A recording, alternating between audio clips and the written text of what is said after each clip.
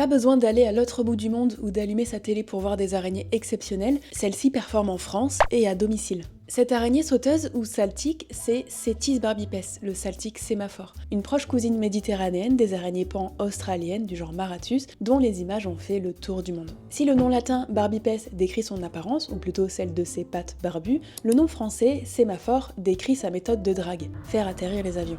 C'est une espèce très voyante, malgré sa petite taille de 5 à 6 mm, et très facile à reconnaître. Il n'y a pas deux araignées pareilles en France. Si elle a les yeux verts, le front et la troisième paire de pattes orange et des petites chaussettes blanches, c'est forcément un Cettis barbipes mâle. Pour les femelles, c'est un peu plus difficile parce qu'elles sont cryptiques, c'est-à-dire qu'elles, au contraire, elles essayent d'être discrètes, donc elles sont beiges et brunes, mais vous pouvez les identifier à leur tête sombre avec une petite cravate claire en arrière. On peut les croiser de mai à septembre, sur les rochers, dans les feuilles, mais surtout, dans nos logements. Sur les façades des maisons, la table de la terrasse, dans la cuisine, c'est une araignée qui aime beaucoup vivre à nos côtés parce qu'on a inventé les murs et qu'en plus d'être des surfaces qui leur procurent de la chaleur, ce sont aussi des aires de chasse idéales parce qu'elles chassent à vue et donc c'est un terrain dégagé. Les saltiques ne chassent pas avec de la toile, comme leur nom l'indique, elles sautent directement sur leur proie grâce à leur excellente vision qui leur permet de repérer à distance les petits insectes comme les moustiques ou les mouches. La saltique sémaphore a tendance à étendre son aire de répartition ces dernières années, probablement à cause du changement climatique.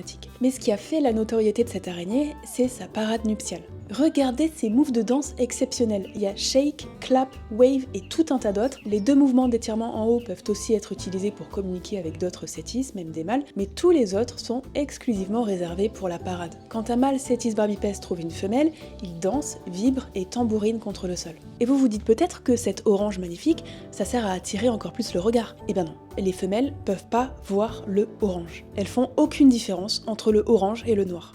Quand nous on voit ça, elle voit ça, du noir. Ça paraît tellement bizarre qu'une araignée soit aveugle aux signaux visuels de sa propre espèce que ses capacités visuelles ont été réétudiées plusieurs fois. Mais tout ce que les études récentes prouvent, c'est que les anciennes avaient raison. Ces résultats suggèrent que les travaux physiologiques et informatiques précédents étaient corrects en concluant que ces araignées sont incapables de distinguer le rouge du noir. Dans cette étude, les chercheurs peignent les pattes des sémaphores mâles et organisent des speed dating. Et on voit que les mâles roux ont beaucoup plus de succès que les mâles peints en blanc, mais qu'il n'y a absolument aucune différence entre les mâles peints en noir et les mâles roux. C'est une égalité parfaite. Et la conclusion de tout ça, c'est qu'on sait pas encore pourquoi les mâles sont roux au lieu d'être juste noirs. Une des hypothèses, c'est que ça les aiderait à se camoufler dans leur environnement, mais c'est pas encore prouvé. En tout cas, le mâle saltique sémaphore ne séduit pas par ses couleurs affriolantes, mais grâce à son talent inné pour la danse et son contraste avec l'environnement. Et puis surtout, on apprend qu'organiser des speed dating d'araignées, c'est un vrai métier, et ça rend heureux.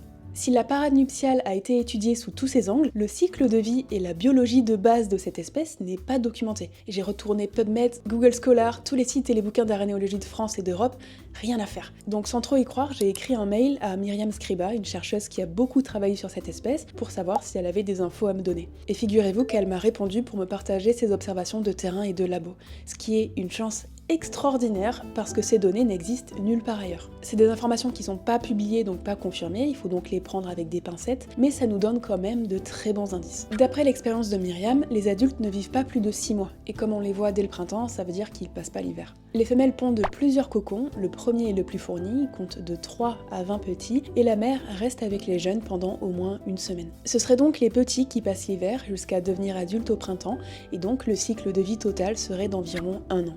Cettis barbipes a tout un tas de prédateurs, oiseaux, reptiles et même d'autres saltiques. D'ailleurs, on s'est aperçu que devant un prédateur, alors que les femelles et les jeunes saltiques sémaphores s'immobilisent pour essayer de sauver leur peau, les mâles répondent fréquemment par des comportements de parade, pas par de la défense. Le mâle de cette espèce vit donc vraiment pour le spectacle, alors s'il croise votre route, arrêtez-vous quelques instants pour l'observer, je vous promets vous serez pas déçus. Bisous!